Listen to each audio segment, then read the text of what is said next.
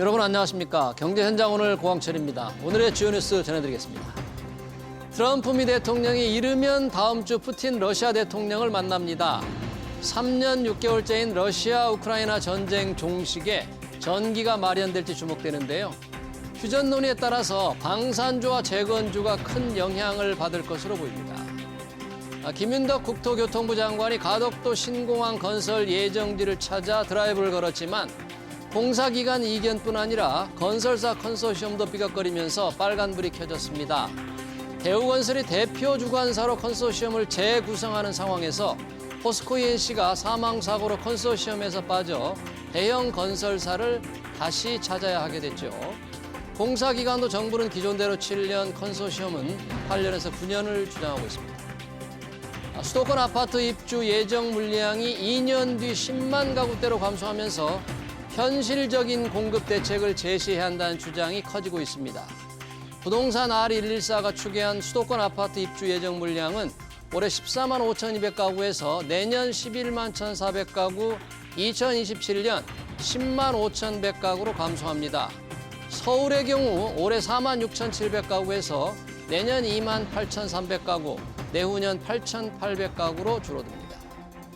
하워드 러트링 미 상무장관은 트럼프 대통령 임기 동안 미국의 생산 설비를 짓겠다고 약속하고 이를 이행하는 기업은 반도체 관세 예외 대상이라고 밝혔습니다.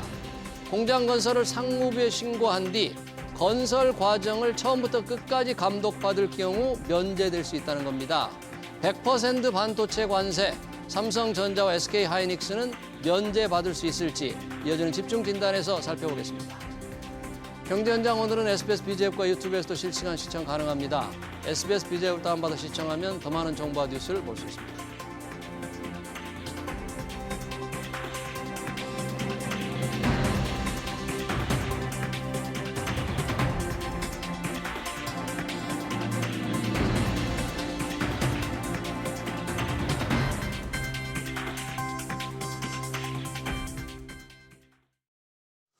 네, 트럼프 미 대통령이 반도체 100% 관세를 예고했는데 삼성전자와 SK하이닉스는 영향권에서 벗어날 것이라는 예상이 나옵니다. 최혜국 대우를 받거나 무관세도 기대해 볼 수 있다는데요. 하지만 관세 면제 기준이 여전히 불확실해 말들이 많죠. 두 분의 전문가들과 얘기 나눠보겠습니다. 김장렬 유니스토리 자산운용 투자전략본부장, 박준영 전 삼성전자 연구원 나오셨습니다. 안녕하십니까? 네, 안녕하세요. 자, 반도체 관세 트럼프 대통령 100%를 예고했습니다. 지금 품목별 관세에서 가장 높은 게 철강 50%인데 2배 100%. 어떻게 이렇게 반도체에 높은 관세를 매기려고 하는 거의 징벌적 수준인데 박준영 위원님, 왜 트럼프 대통령은 반도체 100%나 관세를 매기겠다는 걸까요? 한마디로 반도체는 절대 포기할 수 없다가 이제 결론일 것 같습니다. 결론적으로 보시면 여러분께서 이제 AI 때문에 반도체가 굉장히 중요해졌는데 예. 이 오픈 AI, 뭐 제미나이 등등은 미국 회사들이 않습니까? 그렇죠. 근데 그게 미국 회사들에서 계속 오픈 AI 등을 통해서 AI 경쟁을 통해서 소프트웨어나 비용의 AI 비용이 좀 낮아지고 있어요. 근데 그 회사들이 투자를 엄청 해야 됩니다. 예. 근데 반도체를 투자해서 수입하는 데 어디냐? 한국과 대만 같이 생산 업체가 너무 많은 것이죠. 말하자면 AI 최강국이라고 하는 미국이 반도체가 없게 된다면 이게 한마디로 그냥 지분밖에 없는 거죠. 실제 몸이 없다고 볼 수 있겠죠. 네. 이런 것들에 대한 정확한 어떤 예상과 문제점 진단이라고 볼 수 있을 것 같고 결국에 트럼프 대통령도 얘기했던 게 예전에는 미국에서 반도체 100을 만들다가 지금은 빵이다. 50까지 늘릴 거야. 뭐 이런 얘기까지 한 것처럼 네. 욕심을 아주 그냥 노골적으로 드러냈다고 볼 수 있을 것 같습니다. 네, 예전에는 100이었는데 지금은 빵이다. 50까지라도 가보겠다. 미국에서도 반도체 회사가 마이크론이 하나 있긴 있습니다만 뭐 마이크론도 밖에서 생산해가지고 수입해 올 텐데 대부분 다 결국은 해외에서 들여오는 거잖아요. 지금 어떻습니까? 들여오는 동향이 제일 많은 게 대만입니까? 일단은 미국이 반도체 수입하는 거는 한국과 대만이 가장 크고요. 한국 우리하고 뭐 대만 비슷합니다. 그걸 100으로 보면은 일본은 약간 아날로그 같은 거. 그게 한국, 일본의 한 60% 수준 정도고요. 나머지는 별로 신경 안 써도 돼요. 나머지는? 결국 한국하고 대만이죠. 예. 우리 메모리하고 대만은 이제는 TSMC 파운드리인데 예. 결국 삼성하고 TSMC 보고 다 미국에 와서 공장 지으라는 건데 짓기로 했는데 더 빨리 지어라 뭐 이런 얘기 같습니다. 공장을 짓기로 했지만 네, 미국에서. 그래도 더 많이 빨리 지어라. 네, 네. 정말 100%니까 반도체만은 미국에서 다시 한번 산업을 살려보겠다는 의지가 정말 강한 걸 보여주는 거네요. 그렇죠. 네, 맞습니다. 그러면 결국 삼성전자 하이닉스가 어떻게 될 건가? 우리는 뭐 대통령실은 걱정하지 말라 그래요. 최혜국 대우. 다른 나라보다 불리지 않는 대우를 받으니까 뭐 지금 현재 관세 중에서 유럽에 매기기로 한 반도체가 15%라면서요? 그렇죠. 그러니까 우리가 15% 정도 아무리 안 좋아도 15%다 이런 얘기입니까, 우리는? 아직까지도 이제 또 정해지지 않았습니다. 그것도 정해지지 않았다. 네, 왜냐하면 이제 지금도 미국 트럼프가 이번에 그 엑스에 날리지 않았습니까? 이제 새로운 아침이 밝았다. 이제 관세 세금이 다 들어온다. 예. 뭐 이런 얘기를 했었습니다. 근데 이제 그렇게 해놓고서 뭐라 그랬냐? 2주 뒤에 다시 정확하게 얘기할 거라고 해서 8월 3주를 다시 보셔야 될 것 같고 그다음에 미국 공장이 있으면 아까 우리 부모님 말씀하신 대로 있으면 고려해 보겠다. 근데 우리 앵커님께서 말씀하신 대로 근데 그 고려라고 하는 게 대체 어느 순간일지 어떤 품목일지 반도체 단품만 되는 건지 반도체 들어가 있는 어떤 전자제품 모든 걸 얘기하는 것인지 이런 것들이 다 복잡하게 돼 있고 특히 얘기하신 대로 뭐 미국 상무부의 얘기 이제 보고한 다음에 관리 받으면 되겠다. 근데 그게 어느 절차고 어느 수준이고 어떤 게 규정인지에 대해서 아직 명확하지 않습니다. 그래요? 네, 그런 것들이 실제로 지금 우리나라에서 뭐 보도는 나오고 있긴 하지만 그렇지만 끝까지 볼 수밖에 없겠다는 생각이 들긴 합니다. 그래요? 김장현 본부장님 어떻게 보세요? 그러면 미국에서 공장을 짓고 있거나 짓겠다고 약속하고 상무부에 다 이렇게 모니터링을 받는 경우에는 면제다. 정확하게 이게 무슨 뜻입니까? 어떻게 하겠다는 겁니까? 그럼 다 뭐 지금 공장 짓고 있잖아요, 삼성전자. 공장을 짓기로 하고 아직 삽을 안 뜬 것도 있고 클린룸이나 이런 게 들어가는 것도 있고 다 다를 거란 말이에요. TSMC, 삼성도 그렇고 하이닉스는 좀 뭐니까 하이닉스가 막판에 빠지는 것도 하이닉스 가장 늦고 가장 덜 부가가치적인 거니까 하이닉스가 먼저 맞는 것 같은데 혹시 다른 해석의 여지가 있을 수 있기 때문에 어떤 삼성하고 TSMC는 공장을 짓고 있죠. 짓고 있죠. 투자를 많이 하고 있죠. 장비가 아직은 안 들어갔지만 클린룸은 들어갔거나 클린룸 짓고 있는 거거든요. 삼성전자 같은 좀 확장하고 있는 거죠. 근데 그거를 전부 다 그 공사할 때 뭐 유틸리티 깔고 뭐 하고 이런 거를 규격이나 아니면 어떤 장비 들어온 거 자기나 다 모니터하고 보고 받겠다는 거거든요. 그러니까요. 그게 그런 전략 없죠. 그러니까 상무장관이 그렇게 명확하게 있더라고요. 트집을 잡으려면 얼마든지 트집을 잡을 수 있는 어떤 그 여건을 마련해 놓고 마음에 안 들면 나중에 또 바꿀 수도 있다. 네. 그러니까 어쨌든 간에 내가 대통령이 인원하는 해야 된다. 네. 빨리빨리 해라. 내년에 중간 선거 있으니까 내년까지 가시를 빨리 보내라. 이런 얘기예요. 끝까지 해석이 다르게 해석될 수 있는 가능성을 남겨놓고 레버리지, 추후의 협상 여지도 남겨놓았다고 봅니다. 마치 일본 같은 경우에 그 뭐 관세 뭐 2.5% 원래 있는데 기존 관세에다가 15%가 뭐 얹어지는 걸로 처음에 해석을 굳이 얘기 안 한 거 당연히 그렇게 서로 이해관계가 있다는 했다가 또 날라가서 또 하고 그러잖아요. 그런 이해관계의 협상 여지를 놓고 그거를 뭐 협상의 기술이라는 식으로 이렇게 하고 있는 거니까 상대방한테 굉장히 애태우게 만드는 거죠. 네. 우리나라도 대통령이 날아가게 돼 있잖아요. 그렇죠. 8월 25일 가게 돼 있죠. 그 전에 뭐 더 할 수도 있고 압력할 수도 있고 그때 가서 파이널라이즈 할 수도 있고 마음에 안 들면 더 큰 오퍼로 오라고 할 수도 있고 그걸 알 수가 없는 겁니다. 그 불확실성이 없지는 않죠. 그거 뚫을 수 있는 건 실적이 엄청 잘 나오거나 우리 최근에 삼성전자처럼 무슨 큼지막한 뭐 딜이 있거나 이런 정도인데 그게 아무리 좋아도 그거는 뭐 6개월, 2년, 3년 뒤기 때문에 지금 당장의 관세 이슈가 만약에 풀리지가 않으면은 그거는 사실 다시 또 상쇄되거나 묻힐 수도 있기 때문에 이게 빨리 해결이 되는 것이 필요한데 8분에서 넘었는데 아까 1, 2부가 1, 20%가 해석의 여지가 있을 수 있다는 거가 중간중간에 생각이 나죠. 그런 상황입니다. 불확실한 변수가 남아있다 그런 거네요. 지금 미국이 겨냥한 게 아까 한국, 우리나라와 대만인데 대만의 TSMC는 대만 정부 관계자가 얘기했다면서요. 우리는 관세 면제받을 거다. 맞습니다. 그럼 자기들은 뭐 미국과 그런 걸 확실하게 합의를 했다는 겁니까? 아니면 역시 대만 정부도 기대 사항을 좀 얘기했을까요? 합의문 같은 거는 쓸 것 같지는 않습니다. 아시겠지만 소위 주도권 갖고 있는 게 미국이라 친다면 문서를 마지막에 남기는 것이 정리됐기 때문에 우리 본부장님 말씀하신 대로 말이 정리가 안 돼 있어야 여전히 협상 여지가 있지 않습니까? 예. 그것은 이제 아마도 정확히 출처를 알 수 없지만 일단 선언했다는 정도 대만에서는 얘기했다고 볼 수 있을 것 같습니다. 대만에서는 그렇게. 네, 그렇습니다. 그러면 대만이 만약에 면제됐는데 우리가 면제가 아니라 대통령실 얘기대로 최혜국 대우 해서 뭐 15% 유럽과 같이 부과된다면 어떻게 될까요? 우리는 그럼 면제 대상이 만약에 안 되면 어떻게 됩니까? 될 수 있습니까? 우선 안 됩니까? 그거 알 수가 없죠. 면제 없어요? 근데 TSMC는 면제해주고 우리는 면제 안 해준다? 쉽지는 않을 것 같습니다. TSMC가 이제 근데 이제 되고. 시간 타이밍과 확정적인 거는 끌 수도 있고요. 아니면 확답을 안 할 수도 있고. 근데 삼성이 투자 금액은 TSMC가 적습니다만은 나름대로 상당히 TSMC가 많군요. 훨씬 많죠. 하지만 삼성전자가 또 차지하는 의미가 또 다를 수 있기 때문에 지금 이제 인텔을 살리기 위해서도 TSMC 말고 삼성을 또 레버리지 파트너로 하나 더 갖고 있는 게 필요하거든요. 네. 마치 요즘에 엔비디아 같은 경우에 삼성전자를 끌고 가야지 하이닉스만 끌고 가서는 엔비디아가 쉽지 않다 이런 걸 인식하고 있기 때문에 삼성의 파운드리에 대해서도 그런 생각을 갖고 있기 때문에 예. 완전히 동떨어지는 그 내고를 확정질 가능성은 높아 보이지는 않습니다. 네. 제가 봤을 때는. 네. 지금 엔비디아 경우에 반도체 칩을 엔비디아가 설계를 해서 대만 TSMC 공장에서 만들어서 들여오잖아요. 네네. 그러면 이것도 어떻게 됩니까? 이거 면세 대상입니까? 관세를 원래는 15%를 기본적으로 하고 있기 때문에 대만의 관세를 지킨다고 치면 대만에서 수출하는 거기 때문에 당연히 관세를 물고 예. 들어와야 되겠죠. TSMC가. TSMC가. 네, 그렇습니다. 근데 이것도 만약에 TSMC가 면제 대상이다 그러면 엔비디아 네.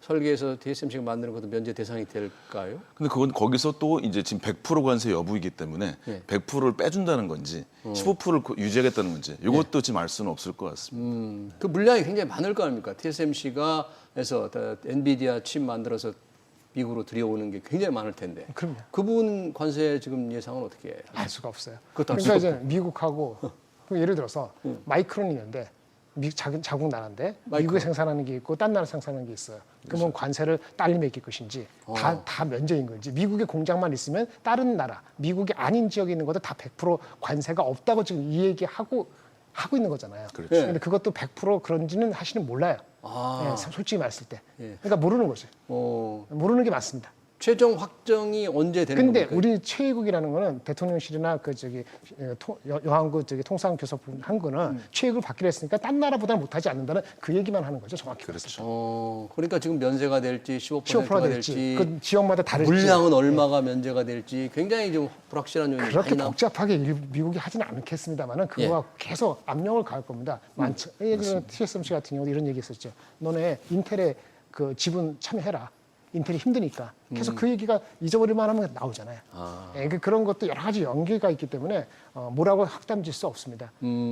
방법이 없어요. 이런 불안할 때는 실적 좋고 가시수 좋고 콜 나고 제품 나오고 이런 거에 대해서 낮을 때 주가 사는 거면 되는 거고 뭐 뉴스 나왔을 때 화들짝 놀라서 사면은 이거 다 관세 다 해결됐다 이런 식으로 하면 꼭꼭지에 물리는 거죠. 근데 지금 뭐 관세가 해결된 것도 아니고 상당히 불확실한 요인이니까 그거를 상쇄할 수 있는 게 김장렬 지금 본부장께서 새로운 어떤 큰 계획건이 있거나 뭐 그런 거 해야 된다는데 마침 지금 삼성전자가 새로운 계약을 계속 따내고 있습니다. 테슬라에서 20조 원 넘는 파운드리 계약.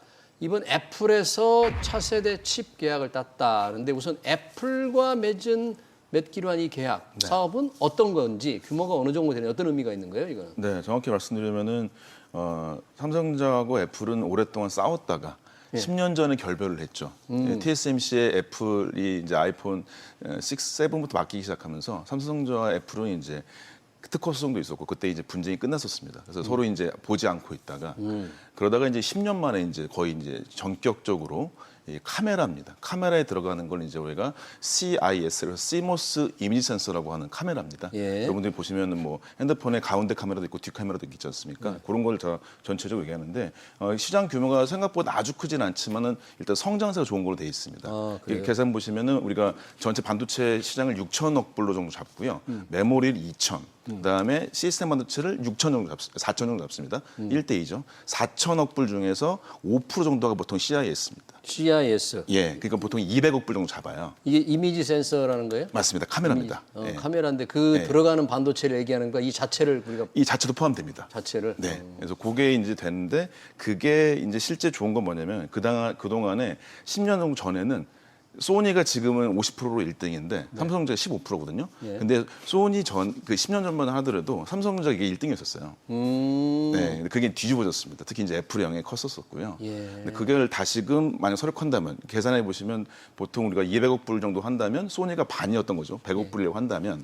근데 거기서 삼성전자가 지금 한 45억 불 정도 되는 것이거든요. 예. 근데 거기서 만약 신재 15%니까 하나가 30억 불이겠죠. 한 번 두 배만 뛴다면은 굉장히 매출로 봤을 때는 제가 테슬라 규모 정도 된다고 볼 수 있을 것 같아요. 그래요? 예, 한 3조 원 왔다 갔다 할 수 있겠죠. 3조 원 네네. 정도. 그래서 3조 원 정도인데 좋은 게 뭐냐면 바로 이게 성숙 공정이라는 겁니다. 그럼 무슨 뜻입니까? 예, 지금은 이제 여러분 아시는데 뭐 3나노, 2나노 뭐 이런 게 이제 최신 공정이고 테슬라가 요것을 도전적으로 이제 현재 수주를 했다는 게 이쪽이에요. 근데 이쪽은 비용도 비싼데 만들기 어렵고 삼성이 현재 고질적인 문제인 수율 저하가 좀 항상 있어요.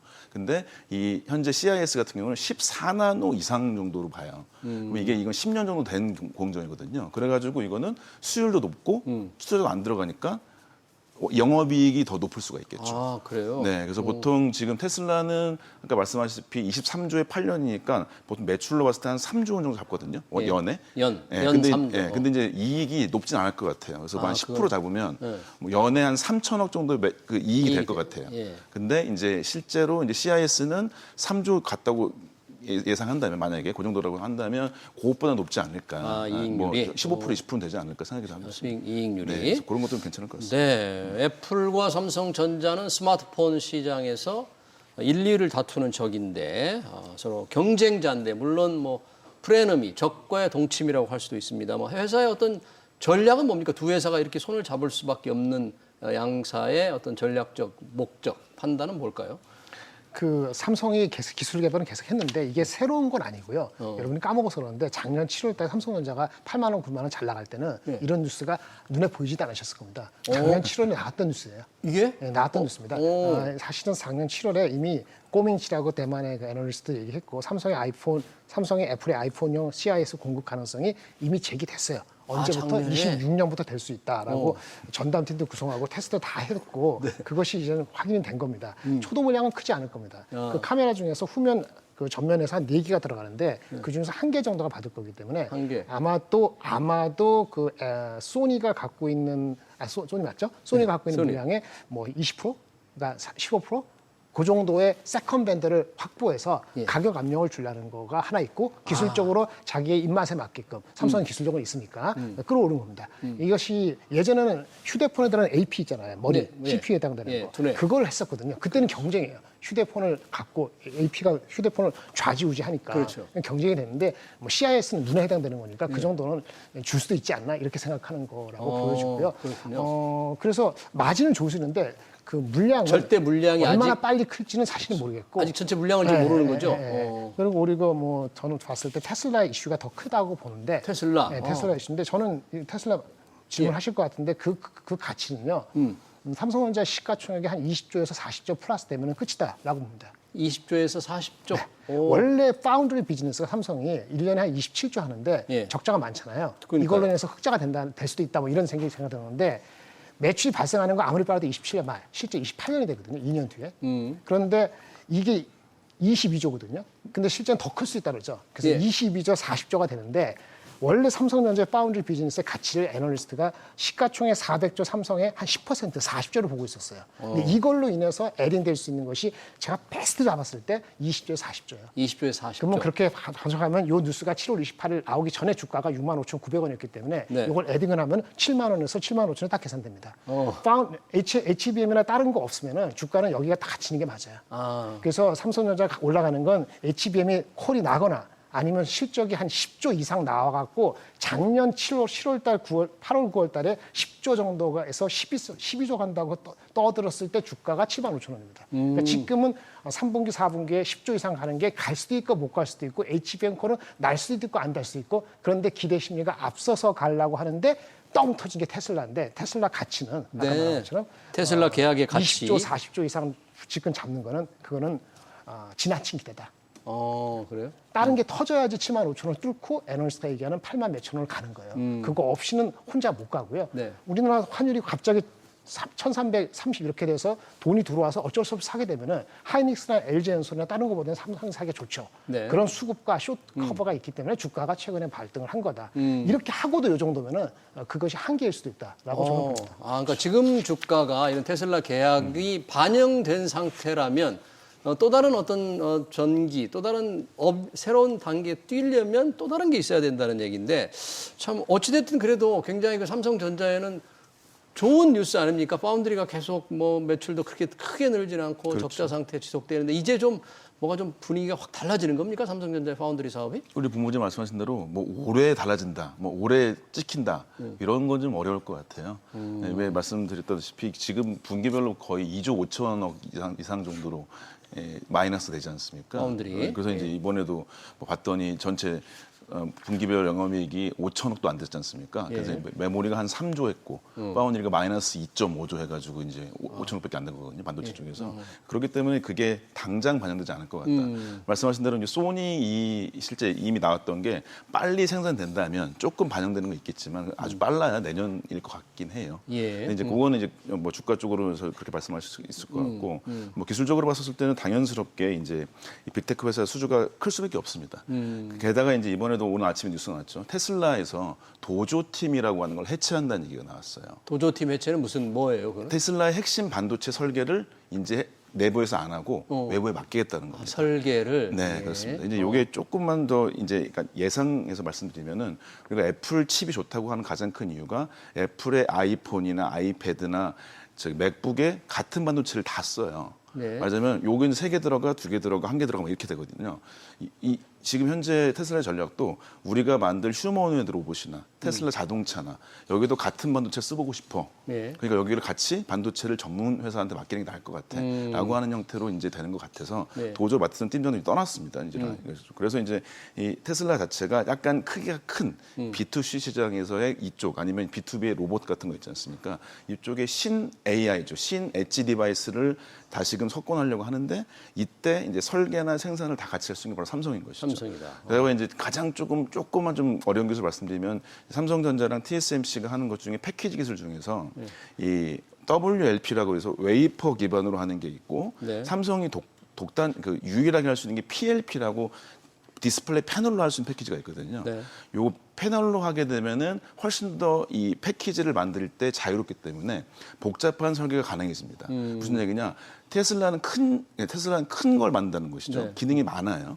그러면 칩이 복잡해지고 커질 가능성이 높습니다. 그럼 그때 이 PLP라고 해서 패널 레벨 패키지라고 하는 것을 할 수 있고 같이 만들 수 있다면 상당히 복잡한 반도체를 설계나 생산을 다 맡길 수 있는 곳이 어디냐? 삼성전자다. 요것들이 이제 굉장히 말씀하셨다시피 굉장히 미래가 여기서 한번 터질 수 있겠다. 근데 말씀하셨다시피 매출은 27년 정도에 나는 건 맞을 것 같고요. 그게 이번에 한번 제대로 도전하고 한번 진짜 이번엔 승부를 걸어야 될 시기가 왔다고 볼 수 있을 것 같습니다. 그래요. 네. 그러면 테슬라가 지금 20조 원 정도로 발표는 됐지만 추가될 수도 있다. 그 머스크가 그랬잖아요. 네네. 추가될 수 있는 가능성과 또 다른 빅테크 파운드리에서 삼성전자가 조금 기회가 좀 있을 수 있을까요? 그러니까 아까 말씀드린 것처럼 아까 발표는 165억 불이 됐는데 8년치가 더 될 수 있다고 얘기했잖아요. 예. 더 될 수 있는 게 이런 거예요. 이런 것들을 합하면 165억 분이니까 22조 5천억인데 두 배 반하면 40 몇 자가 들어가는 거잖아요. 40 몇 조. 40 몇 주가 한 7년 동안 들어가는 겁니다. 그거를 만약에 뭐 이렇게 단가를 곱하기 해서 나오고 이렇게 하면은 얼마냐면 그것이 가치가 아까 20조에서 40조가 들어가는 거예요. 그러니까 그것이. 지금 40조 가치의 파운드리가 40조가 될 수 있는 거 하면은 7만 5천 원이라는 얘기예요. 그게 반영이 되면 삼성전자 가치 적정 가치 7만 5천 그때 원. 저번에 갈뻔하게 이런 게 다 있었어. 이게 모르는 게 아니에요. 도저 하려는 것도 원래 엔비디아 거 쓰고 자기네가 하려는데 엔비디아 거 안 하고 자기네 거 하다가 이걸 맡기겠다는 그런 전략은 삼성한테 기회죠. 예. 근데 기회인데 실제 그렇게 왔다 갔다 할지는 사실 모르는 게 AP 휴대폰도 퀄컴하고 왔다 갔다 하듯이 이것도 하다가 안 되면 안 될 수 있기 때문에 그거를 우리는 다 기정사실하고 주가가 간다는 거죠. 그래서 갔을 때 7만 5천 원은 보세요. 40조 가치 회사가 파운드리가 지금 2조 적자인데 예. 내년도 애널리스트가 벌써 한 5천억, 분기 5천억 적자를 확 줄여서 내년도 전망을 원래 38조에서 43조로 5조를 늘렸어요. 파운드리 적자를 줄여서. 예, 그건 시모스나 이런 거 포함한 거고 그다음에 아까 말씀드린 그 저기 테슬라는 22조가 아니고 40조 하면은 지금 40조 갈까 말까 그러는 건데 40조 하면 그게 7만 원에서 7만 5천 원까지 가는 거예요. 중간에 딱 있는 거예요. 예. 그리고 빅테크는 다른 문제죠. 그건 또 다른 문제. 빅테크가 봤을 때 테슬라가 이렇게 하고 있는데 테슬라가 또 이게 처제한 그 삼성의 그 미국 공장을 보면서 내가 끼어들 것인지 나는 TSMC를 할 것인지 미국에 있는 삼성 공장이 테슬라 완전 전용 파운드리가 되면은 그 반작용으로 다른 쪽을 갈 가능성도 있거든요. 아, 그래요? 그러니까 그냥 테슬라가 한 몸이 된다는 건데 테슬라가 자기 마음대로 다 관리하겠다는 거가 생산 공장을 뭐 동전의 직접 양면이 본다는- 있는 거란 말이에요. 그러니까 제 말씀은 그게 기회가 아니라는 게 아닌데 그거 얘기하는 거 주가가 어디까지 반영했냐 이거죠. 제가 7만 5천 원이면은 그 다른 파운더리 업체들이 다른 그 설계 업체들이 테슬라가 가니까 우리 삼성한테 가 이렇게 하는 결정까지는 주가는 반영되지 않았죠. 반영되지 않았지만. 그게 가능성이 있다면 7만 5천 원이 아니고 에너지 8만 5천 원이 바로 갈 겁니다. HBM이 없더라도 HBM에서 그러니까 HBM4가 콜이 늦게 나더라도. 예. 근데 저는 이제 그거를 재해놓고 이게 7만 5천 원인 거고 그래서 이걸 뚫으려면 그거 콜이 나고 다른 업체들도 오는지는 다른 그 관점에서 봐야 되는 거고 예. HBM4는 HBM4대로 봐야지 이게 7.5에서 다시 한번 8 또는 애널리스트 평균 목표 주가 8만 5천 원 가는지 여부는 확인되는 거죠. 이렇게 모든 것이 실적으로 편안하게 되는 건 한 분기 실적이 10조 이상 찍히면서 작년 7, 8월 달에 기대했던 10조 나오고 13조 나온다. 그래서 흥분했을 때 주가가 8만 9천 원 갔단 말이에요. 지금 그런 정도 있냐 한번 보시고 가야 된다. 이런 말씀 드리는 거죠. 지금 삼성전자 주가가 7만 원대를 넘어서서 상당히 견조한데 그동안의 삼성전자는 훨씬 분위기 에너지가 넘쳤던 SK하이닉스는 좀 부진합니다. 주가상으로는. 그렇죠. SK하이닉스의 어떤 왜 저울추가 방향의 관심이 다 이게 바뀌었어요. 삼성전자로. SK하이닉스 왜 그러죠? 가장 대표적으로 SK하이닉스 HBM 특히 3E라고 하는 고부가 가치 제품을 거의 독점 공급한 거나 마찬가지입니다. 그 상태가 이 만약에 이제 삼성전자 같은 경우 올해 안에 HBM3E의 승인 이것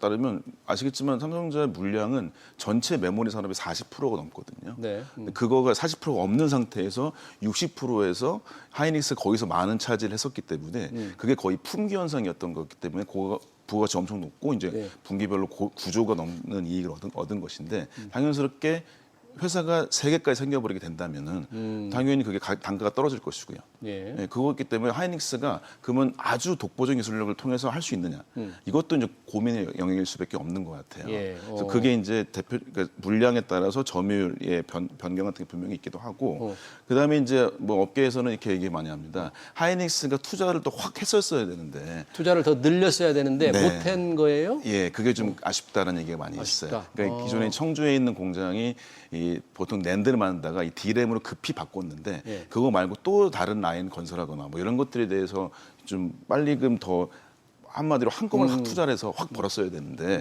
이런 것들이 좀 부족하지 않았나 싶어서 말하자면은 물량, 승인 여부는 불투명해요. 그럼 물량 많아지면 삼성 매출 늘 수밖에 없습니다. 근데 하이닉스는 줄어들 수밖에 없는 경향이 되겠죠. 물론 HM4라고 하는 게 있는데 그것도 동일하게 이 루빈이라고 하는 엔비디아가 이게 실제 언제 나올 것인가 문제도 분명히 있긴 있습니다. 예.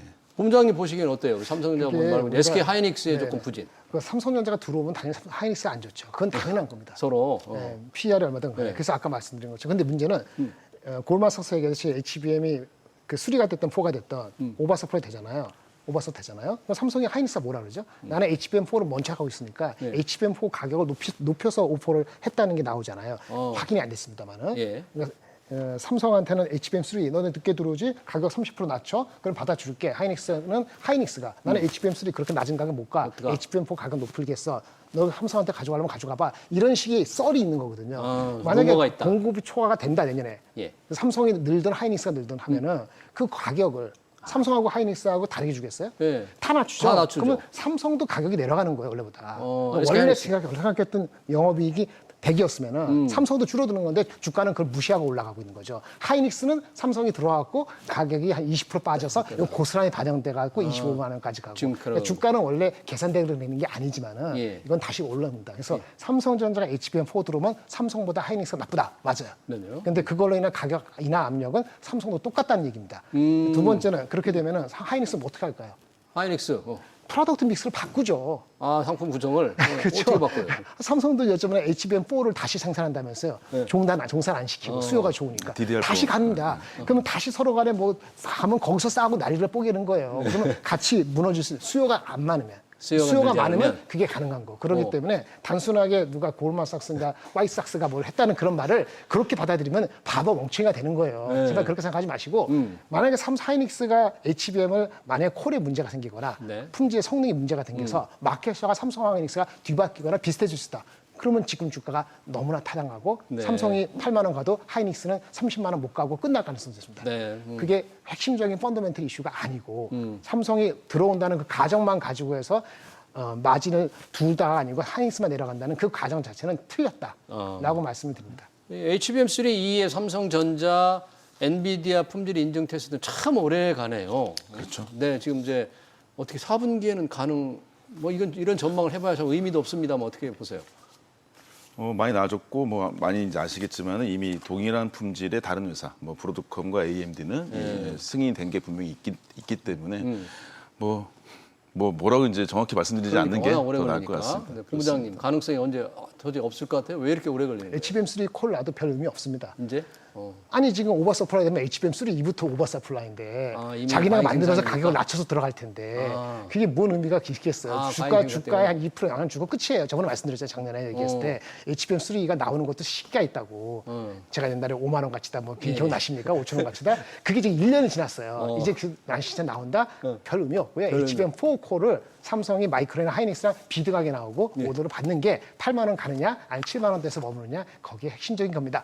테슬라 물량 말고 말이죠. 알겠습니다. 네. 반도체 100% 관세 경고와 삼성전자, SK 하이닉스 주가 전망까지 관련 토론 여기서 마치겠습니다. 지금까지 김장현 유니스토리 자산운용 투자전략본부장, 박준영 전 삼성전자 연구원이었습니다. 고맙습니다. 감사합니다.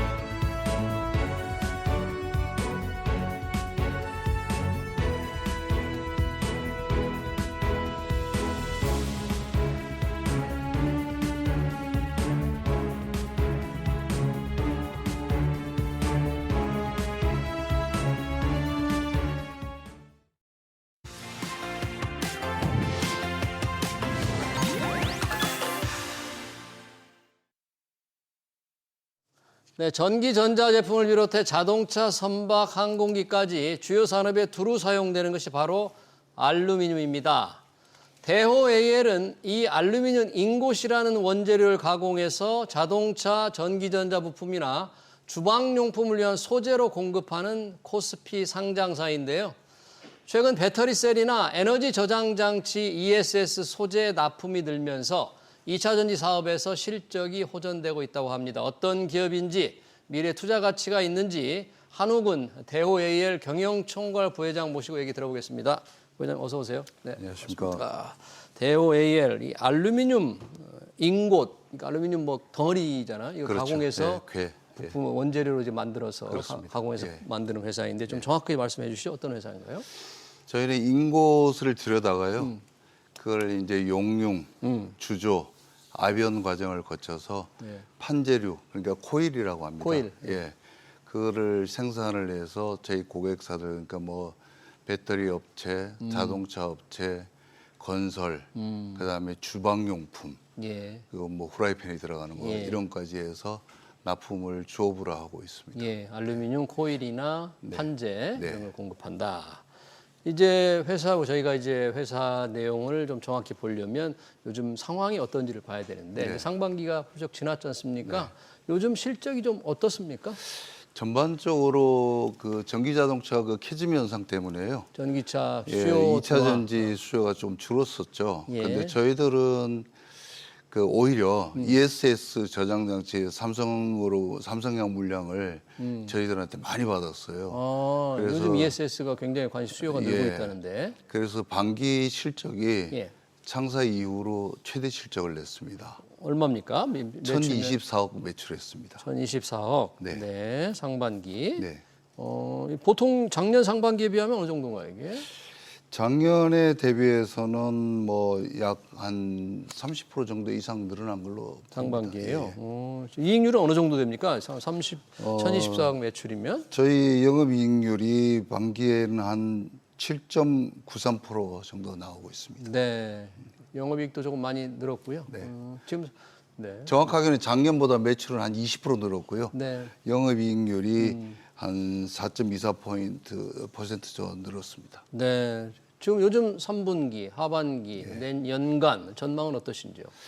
제 하반기에도 1,000억 이상의 매출이 달성이 될 것 같습니다.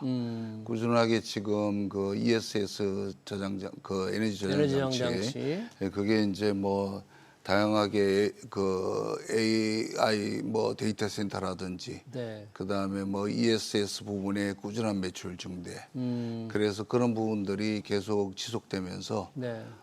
전반적으로 양호한 영업세가 계속될 것 같습니다. 아, 그래요? 지금 이제 알루미늄 원재료로 해서 가공해서 만들어서 네. 전기 전자 제품 이런 게 지금 공급하는 건데 네. 2차 전지, 특히 배터리 셀이라든지 네. ESS 에너지 저장 장치가 대호 AL은 굉장히 중요한 사업으로 지금 된 거잖아요. 그렇습니다. 전체 사업에서 그런 2차 전지 분야의 그런 매출이 대략 어느 정도인지 이 분야의 사업이 지금 네. 어떻게 돌아가고 있는지 이게 굉장히 이제 좀 중요한 부분이 됐겠네요. 네, 네, 그렇습니다. 어떻습니까?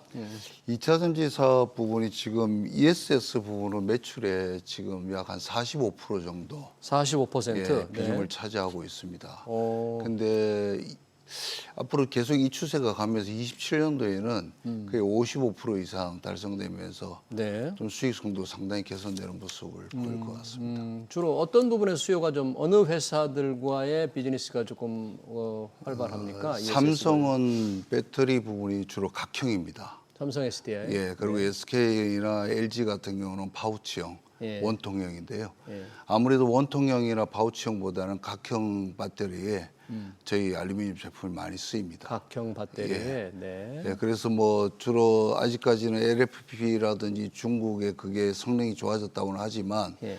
삼원계 배터리가 그래도 여전히 대세를 이룰 것 같고요. 예. 2차 전지 캐즘 현상이 좀 이렇게 완화되고 해소될 걸로 보여지기 때문에 그래요.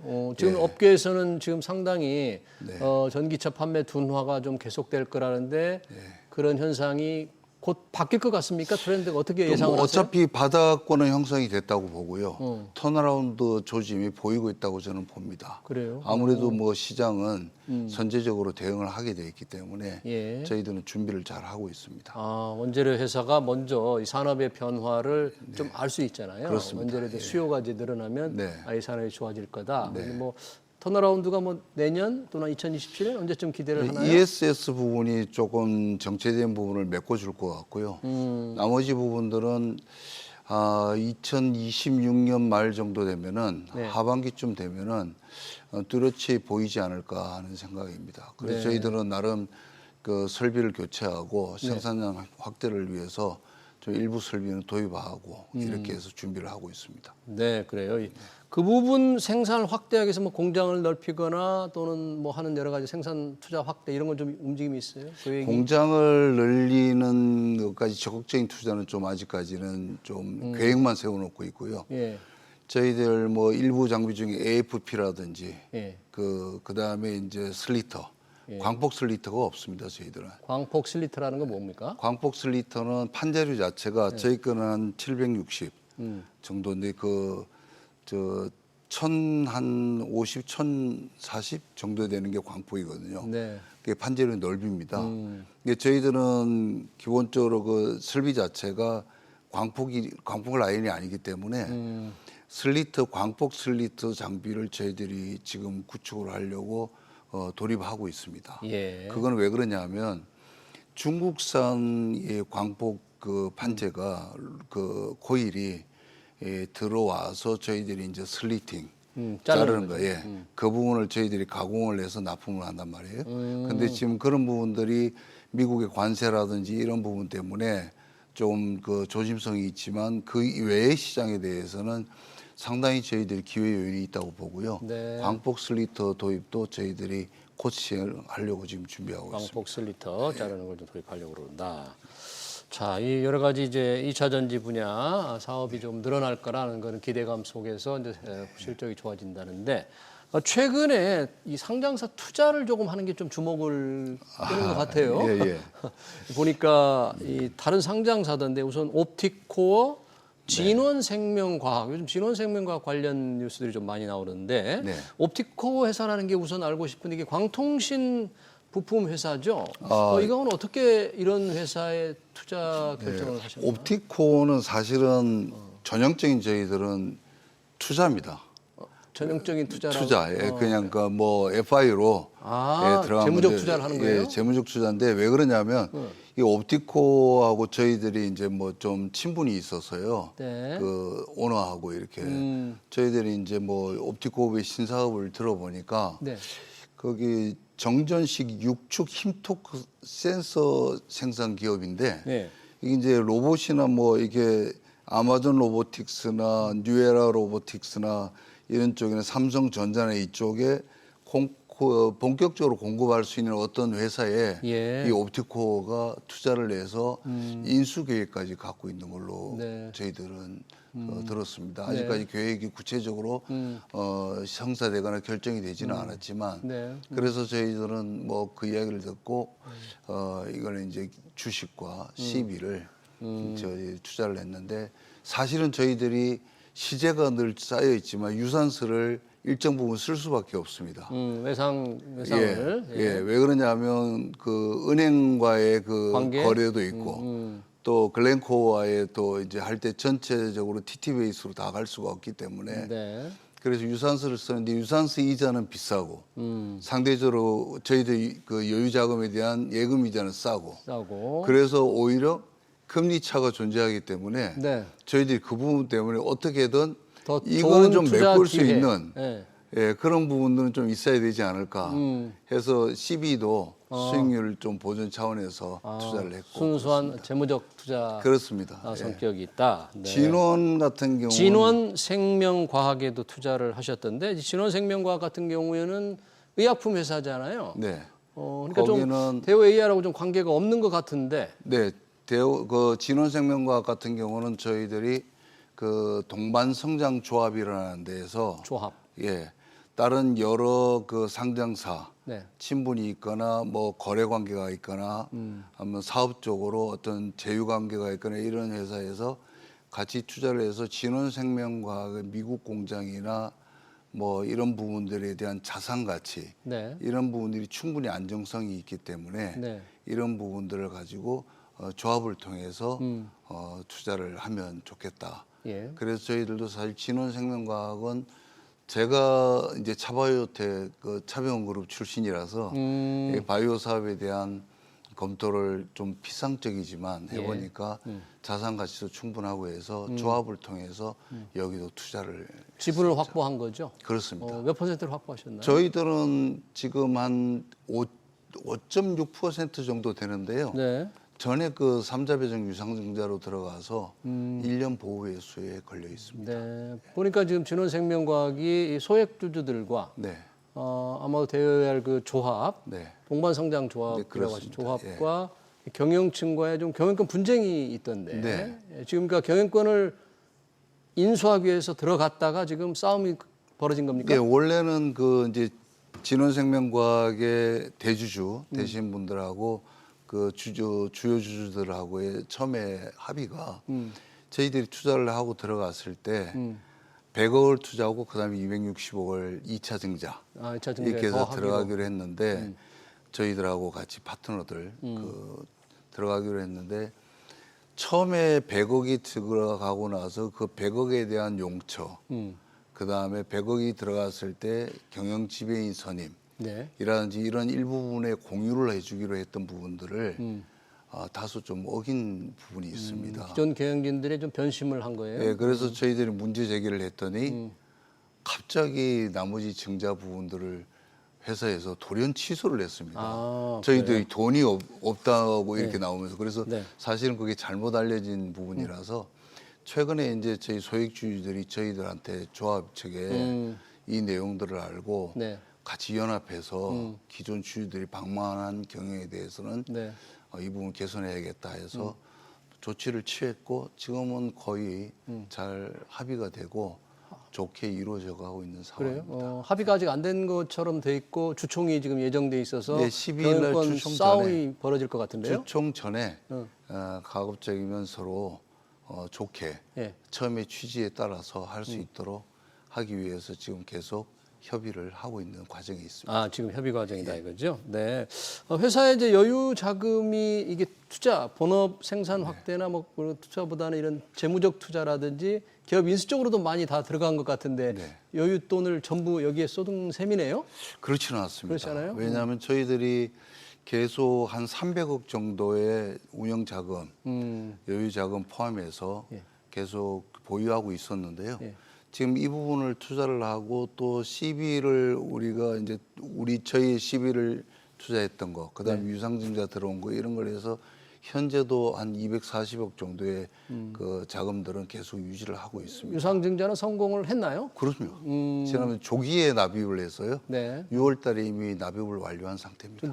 이 납입이 좀 늦어진 것으로 어떻게 보도가 있었는데 연장을 했다가 네. 그거보다 훨씬 일찍 납입을 했습니다. 아, 그래요? 네. 그러면 앞으로 이제 지금 알루미늄 사업, 특히 이제 2차 전지 분야 사업에서 성장이 조금 지속될 거라는 기대감이 많은데 앞으로 이제 사업 계획이라든지 회사를 어떻게 이제 진원생명과학을 만약에 잘 합의가 이루어진다면 뭐 어떻게 회사를 만들어 갈 건지 뭐라 그럴까요? 그 청사지니까 계획 이런 건 어떤 건가요? 네, 진원생명과학은 만약에 합의가 잘 돼서 이루어지면 진원생명과학과 대호 뭐 이렇게 해서 또 같이 투자에 참여했던 기업들 간에 네.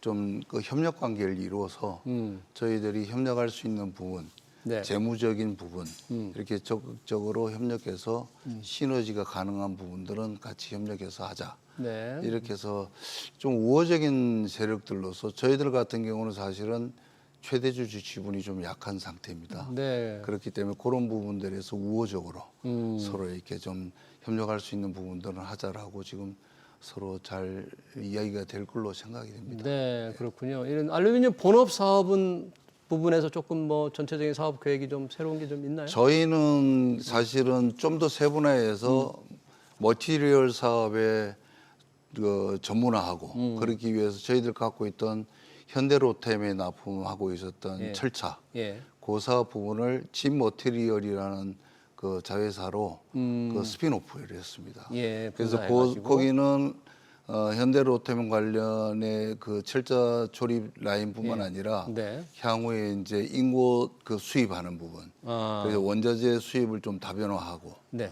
또 그다음에 머티리얼 사업에 있어서 신소재. 저희들이 이제 모압검에서 뭐 망간 이런 것도 쓰거든요. 그래서 그런 그 머티리얼 부분에서의 좀 그 전문화된 수입 루트 개발 네. 이렇게 해서 그런 부분에서 일단은 원자재 원가 부분에서 경쟁력을 가져가려고 노력하고 있고요. 예.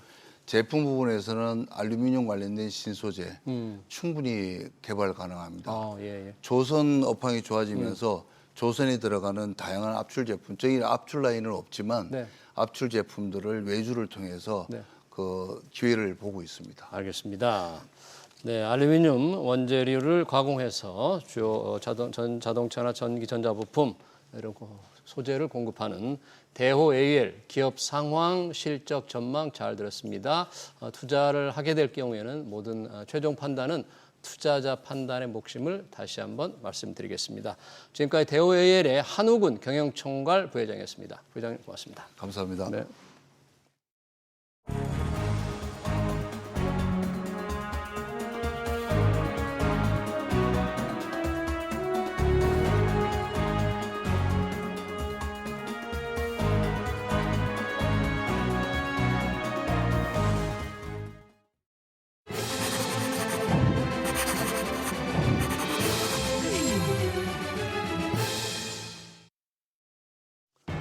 트럼프 대통령은 반도체 관세를 100% 매기겠다고 경고했습니다.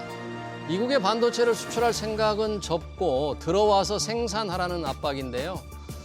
황당하지만 자국 산업을 키우기 위한 절박한 심정이죠. 중국은 자국 반도체 기업을 밀어주기 위해 물불 안 가리고 돈을 퍼붓고 있습니다. 우리는 어떻습니까?